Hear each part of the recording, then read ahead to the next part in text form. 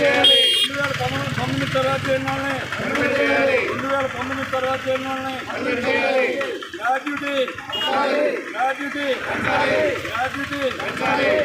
Medical leave, medical allowance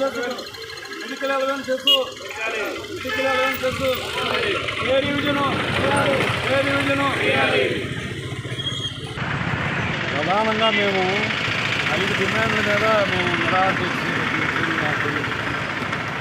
pay revision చేయాలి. 2019 తర్వాత వాళ్ళందరినీ పర్మనెంట్ చేయాలి.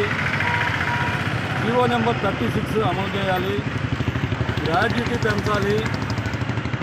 మెడికల్ లీవ్ పెంచాలని ప్రధానంగా 5-6 డిమాండ్ల మీద మేము 4వ రోజు ఈ రోజుకు 4 రోజులు బట్టి మేము నిరసన దీక్ష తెలియజేస్తున్నాము. ఈ డిమాండ్లు నెరవేర్చాల్సిందిగా ప్రభుత్వాన్ని డిమాండ్ చేస్తాం.